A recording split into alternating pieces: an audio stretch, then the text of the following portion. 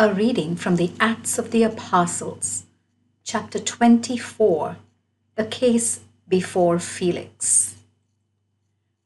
5 days later, the high priest Ananias came down with some of the elders and an advocate named Tertullus, and they laid information against Paul before the governor. Paul was called, and Tertullus opened for the prosecution.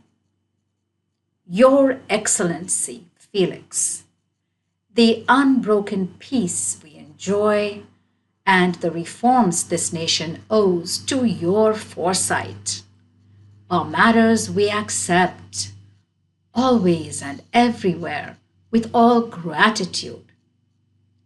To avoid taking up too much of your time, I urge you in your graciousness to give us a brief hearing. We have found this man a pest. He stirs up trouble among Jews the world over and is a ringleader of the Nazarene sect. He has even attempted to profane the temple. We placed him under arrest. If you ask him, you can find out for yourself the truth of all our accusations against this man.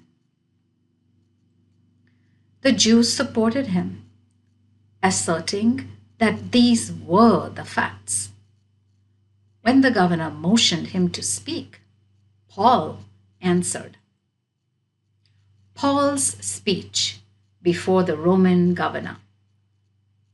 I know that you have administered justice over this nation for many years, and I can therefore speak with confidence in my defense.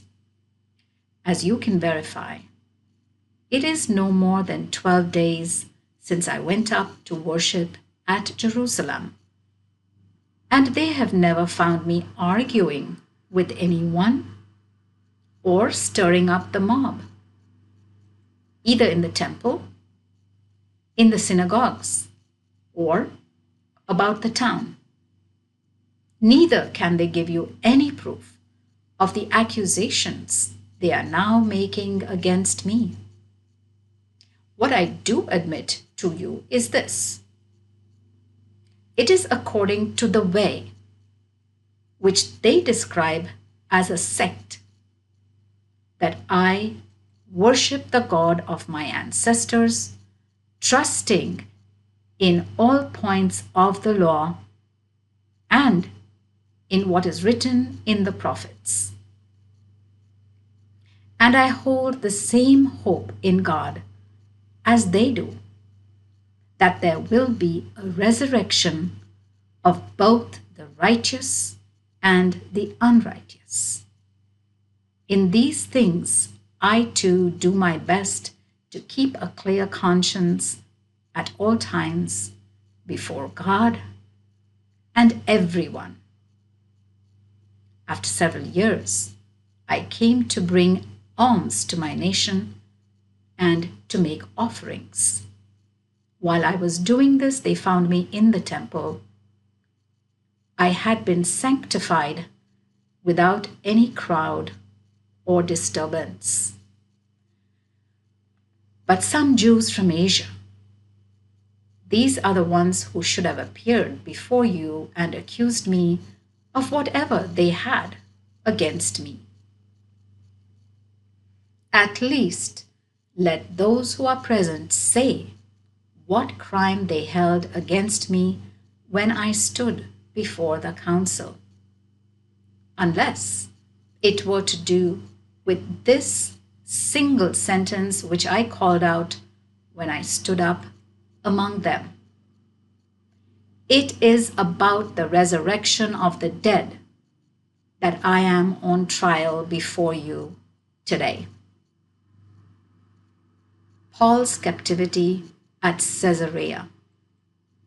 At this, Felix, who was fairly well informed about the way, adjourned the case, saying, "When Lysias, the tribune, comes down, I will give judgment about your case."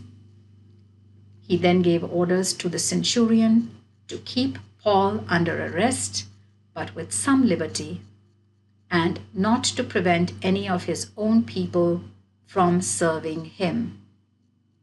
Some days later, Felix came with his wife, Drusilla, who was a Jewess.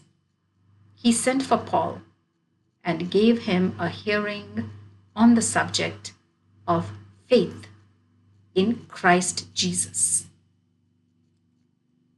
But when Paul began to discuss righteousness, self-control, and the coming judgment, Felix was alarmed and said, "You may go for the present. I will send for you when I have an opportunity." At the same time, he had hopes of receiving money from Paul, and for this reason, he sent for him frequently and spent time with him.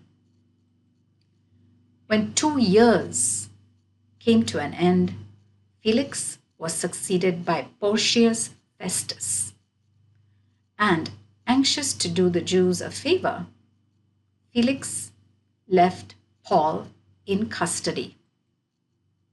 The word of the Lord.